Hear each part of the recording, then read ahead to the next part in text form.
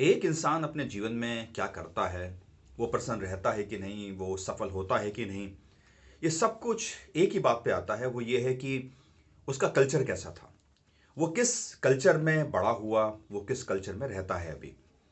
और उसी के बेसिस पे उसकी जो पर्सनैलिटी डिफाइन होती है, उसका जो चरित्र है, जो उसका करेक्टर है, वो डिफाइन होता है। तो ये जो हमारा कल्चर है, ये बहुत ही पावरफुल चीज़ है और ये हमारे आसपास है हमेशा। लेकिन आज हम इसके बारे में थोड़ा सा और डिटेल में बात कर लेते हैं। जो कल्चर होता है वो जनरली एक परिवार का होता है, या अगर आप किसी एक ऑर्गेनाइजेशन में या किसी एक कंपनी में कार्य करते हैं तो उस ऑर्गेनाइजेशन का भी कल्चर होता है।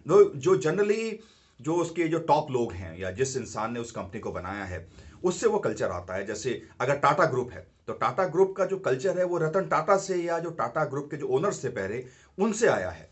वैसे अगर धीरूभाई अंबानी थे तो उनका कल्चर जो है वो उन वाली जो रिलायंस कंपनी के अंदर वो कल्चर आया। ऐसे ही जो स्टीव जॉब्स हैं उनका कल्चर जो था वो एप्पल कंपनी के अंदर वो वाला कल्चर आया। तो आप ये देखेंगे कि आपके परिवार के अंदर भी कुछ एक कल्चर होता है। आपको ये पता नहीं होगा, आपने इस चीज को देखा नहीं होगा, लेकिन कुछ एक ऐसे रूल्स होते हैं जो आपके परिवार में चलते हैं।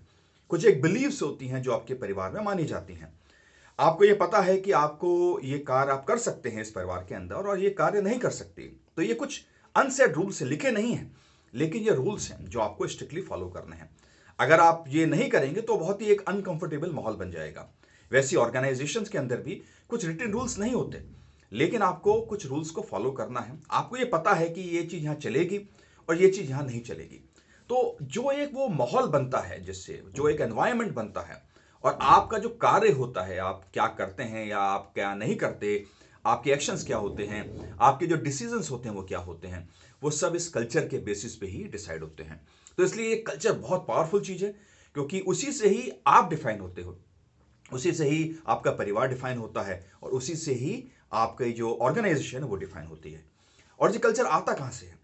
ये कल्चर जनरली जो आपकी बिलीव्स होती हैं, जो आपकी सोच है, या जो आपका वैल्यू सिस्टम है, कि कौन सी वैल्यूज आप मानते हैं, आपका जो ये मानने का तरीका है कि मैं ये कार्य को कर सकता हूं और ये कार्य को नहीं कर सकता, या ये मैं कार्य करूंगा, ये कार्य नहीं करूंगा। तो उसके बेसिस पे जो आपकी एक सोच बनती है और आपके परिवार में जो बाकी लोग होते हैं उसके बेसिस पे कल्चर डिफाइन होता है। जैसे अगर दो लोगों की शादियां होती हैं तो दो लोग डिफरेंट कल्चर से आके एक परिवार को शुरू करते हैं। तो उन दोनों का जो एक सोच होती है वो कहीं ना कहीं एक कॉमन प्लेटफॉर्म पे आती है। कुछ बातें उस एक पर्सन की मानी जाती हैं, कुछ बातें जो दूसरे पर्सन की मानी जाती हैं, और उसके बेसिस पे वो एक कल्चर उस परिवार का डिफाइन होता है जो उनके परिवार से थोड़ा अलग हो सकता है। और उनकी जो सोच है, जो उन लोगों ने अपनी ऑर्गेनाइजेशन से सीखी या दुनिया से सीखी, तो उसके बेसिस पर वो एक सोच लेकर उस जगह आते हैं और अपने एक परिवार को शुरू करते हैं। वैसे ही अगर कोई एक इंसान अपनी एक कंपनी को शुरू करता है तो हो सकता है उसका ध्यान बहुत ज़्यादा टेक्नोलॉजी में हो। तो आप ये देखेंगे कि पूरी जो ऑर्गेनाइजेशन है वो टेक्नोलॉजी पे बहुत ज़्यादा फोकस होगी।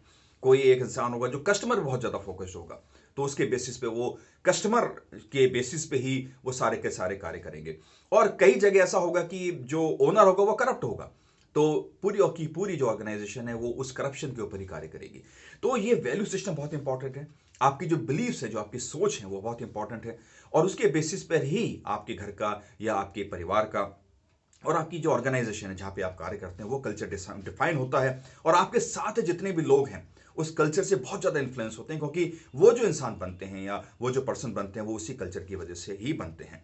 तो आगे से अगर आप ये देखते हैं तो कि आपका घर का कल्चर कैसा है, और अगर आपको उसमें कुछ सुधार करना है या कुछ बदलाव लेके आने हैं तो आपको उसमें समय लगेगा, लेकिन आप ये देखें कि कल्चर बहुत इंपॉर्टेंट है, उससे आप भी डिफाइन होते हैं और आपके परिवार का हर सदस्य डिफाइन होता है।